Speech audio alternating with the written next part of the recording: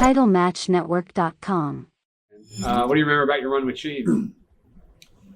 I thought that was actually a good run. We actually had a good match at SummerSlam that day. Yeah. Now Matt and Albert and Test interfered in that, but I actually thought the match was decent. Shane's pretty athletic too, so we had some good spots in there. People certainly popped when he came off the Titantron. That crazy bastard took it backwards. Yeah. I came down a little ways, shimmied down, then jumped. The worst thing is you're so sweaty up there, and there's nothing below you. You got to jump out, so you're worried about slipping off and falling down. But that was a pretty good drop. Yeah, it was a great drop. And when he took it backward, I'm like, that crazy bastard's going backwards. But yeah, people popped on it. It was fun, And then when I came down and worked him a little bit, then jumped off and dropped the elbow on him.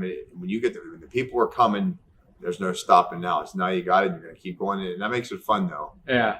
Are you surprised that even now, like, it's still one of the most remembered SummerSlam matches? People still talk about that drop in that match. They do. It's funny because one of my friends was over the other night and he brought it up on YouTube, and I don't know, last year 180,000 people looked at it or something like that. So it is. They do still talk about it. I don't know the exact height. Some people say 20 feet. Some people say 30. But going up there, Shane, when he took that backward, give or take 10 feet, my guess would be 40, 45 feet. Yeah. That was a pretty good drop. Yeah. There's no way it was only 20 feet because when I came down, I think I was still at 20 or 25 when I jumped. Yeah. On it with an elbow. Maybe 25. I don't know exactly. Well, if I jumped at 25, he had to be 45 because I shimmied down not quite halfway to turn and jump. Yeah. And you're not afraid of heights or anything like that?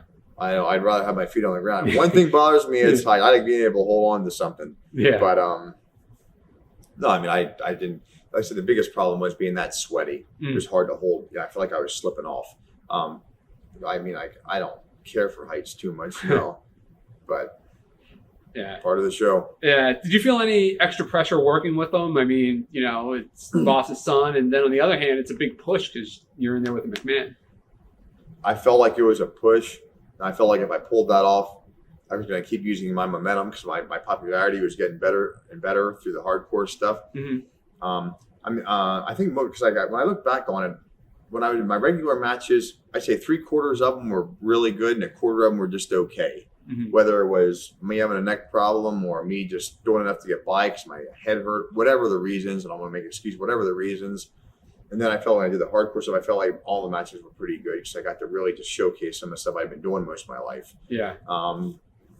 So I like that, but I miss it sometimes. Yeah. So did you feel any pressure working with them or extra pressure, I guess? Well, when I felt like it was a push, I felt like, okay, I'm going to keep stepping it up and keep this momentum going. So whenever I do finish up with this hardcore, I can carry this momentum on. So I looked at it like a pretty good opportunity to keep this going.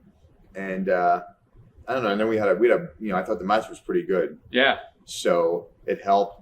And then just helped carry things along. I can't remember how long I did the hardcore stuff after that match though. But I know everything runs its course. So I'd done the hardcore in there. It might have been 10 or 11 months. Yeah. It's a long time to do that. It's a long time to get hit over the head with your own sticks each night too. Yeah. But once that dried up, then I moved on to the tag match. I think you did. Didn't you do something like a Blackman bunkhouse brawl or something on Raw the next night or something with Test and all them getting involved? I think remember. There was some kind of a weird angle or something during the Sheen series. Yeah. TitleMatchNetwork.com